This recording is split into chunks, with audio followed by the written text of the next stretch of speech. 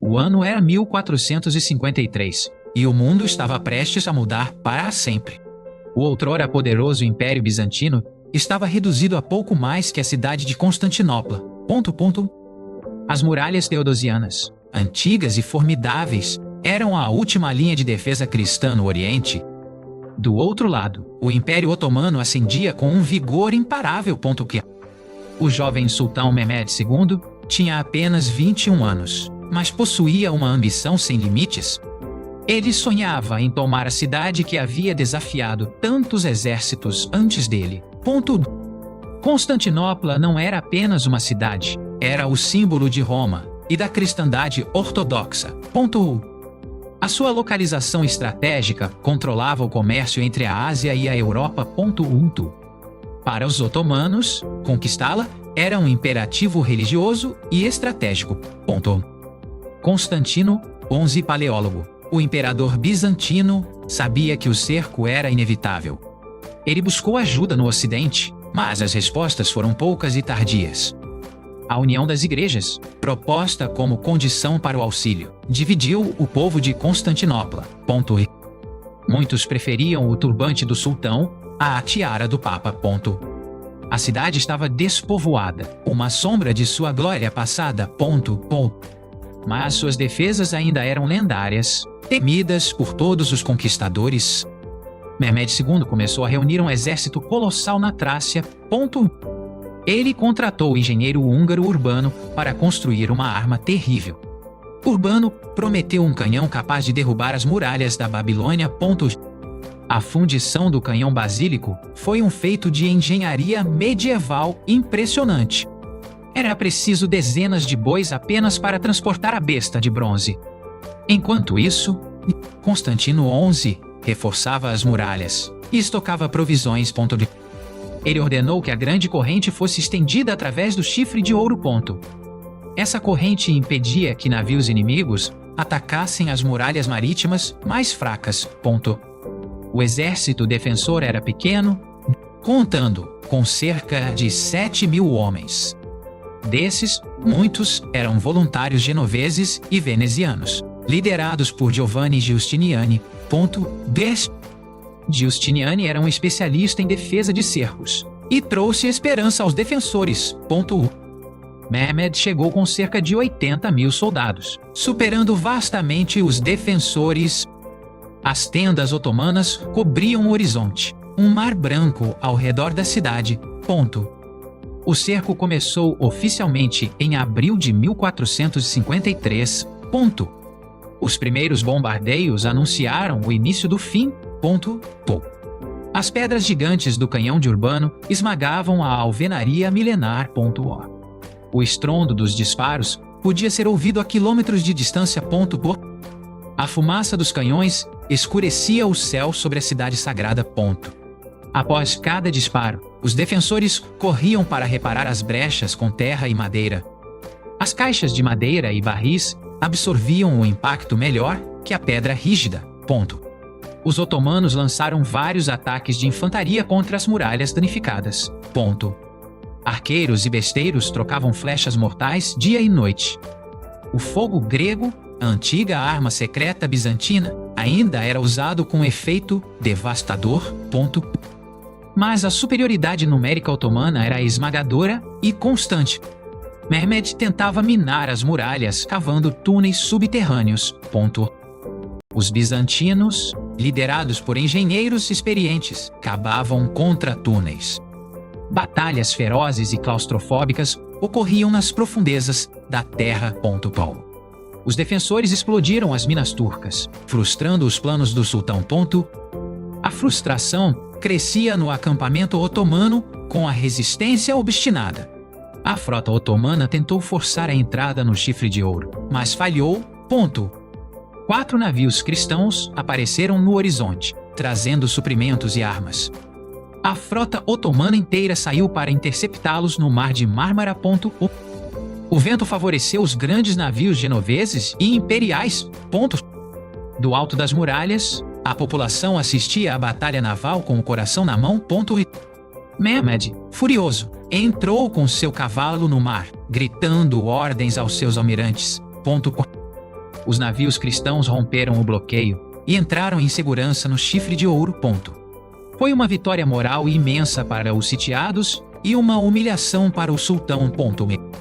Mehmed percebeu que precisava controlar o Chifre de Ouro a todo custo.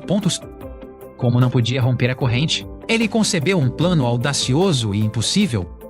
Ele ordenou que seus navios fossem transportados por terra, contornando a colônia de Pera.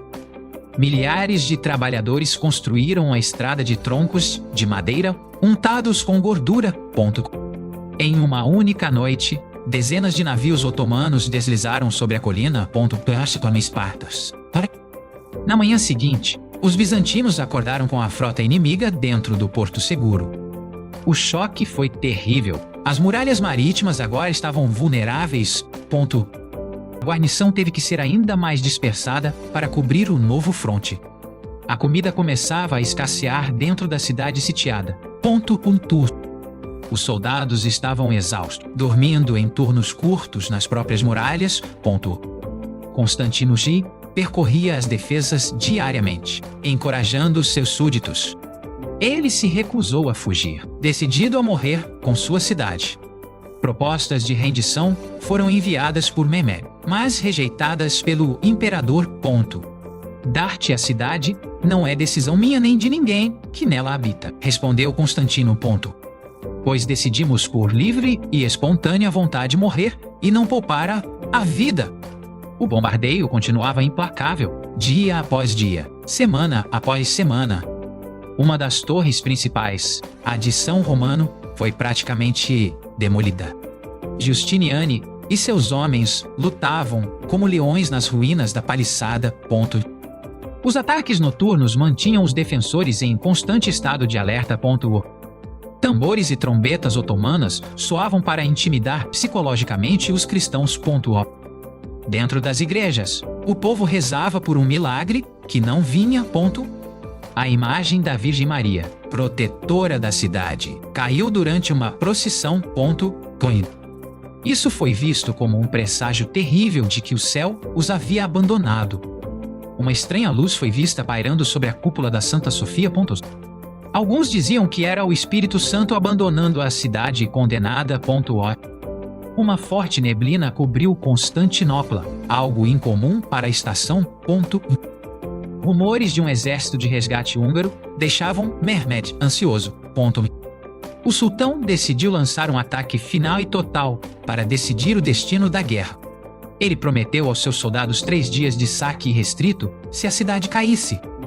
O acampamento otomano se iluminou com fogueiras e tochas na noite anterior. O silêncio caiu sobre a cidade enquanto os defensores aguardavam o golpe final. Constantino reuniu seus comandantes e nobres para um último discurso. Ele pediu perdão aos seus súditos e comungou na Santa Sofia. Foi a última liturgia cristã realizada na grande catedral por séculos. Ortodoxos e católicos rezaram juntos, unidos pelo medo e pela fé. Os soldados voltaram aos seus postos, sabendo que a morte se aproximava. As portas da muralha interna foram trancadas para impedir a retirada. Às primeiras horas de 29 de maio, o ataque começou. A primeira onda de atacantes consistia em tropas irregulares e bashibazolks. Eles serviam para cansar os defensores e absorver a munição. Os sinos das igrejas tocavam freneticamente, alertando toda a cidade. O barulho da batalha era ensurdecedor, com gritos, tiros e o choque de aço. Os defensores repeliram a primeira onda com grande esforço e bravura. Mehmed lançou imediatamente a segunda onda. As tropas da Anatólia. Eram soldados mais disciplinados e bem armados que os primeiros. O canhão gigante disparou a queima-roupa, abrindo novas brechas. A poeira e a fumaça tornavam difícil distinguir amigo de inimigo.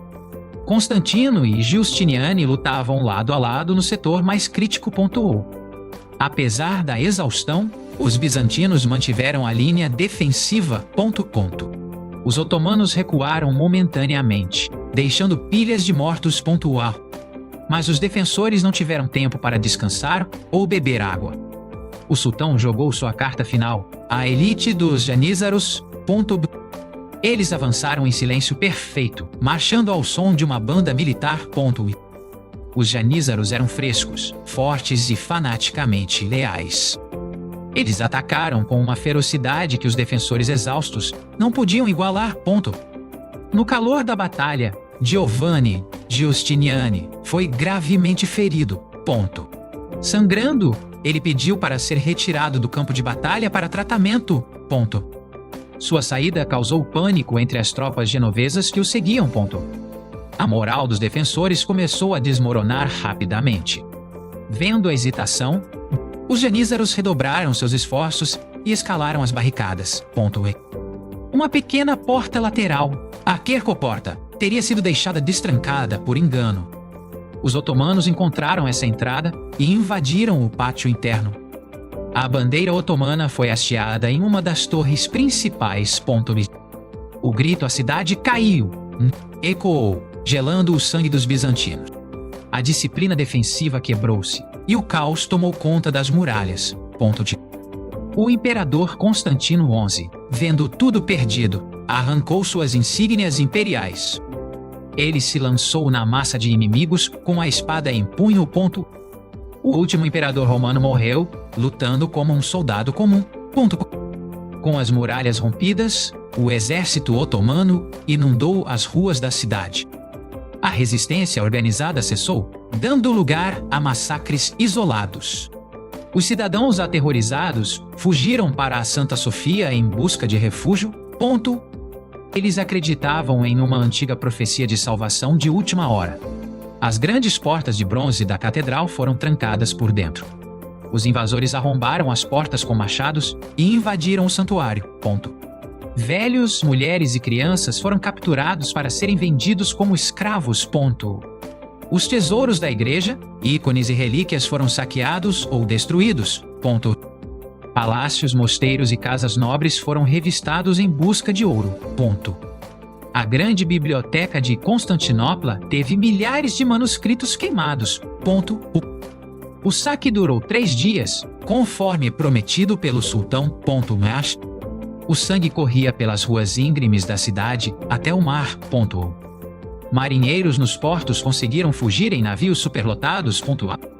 Eles levaram as notícias da catástrofe para a Itália e o resto da Europa.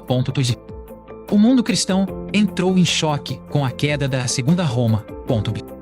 Na tarde do primeiro dia, Mehmed II entrou na cidade conquistada.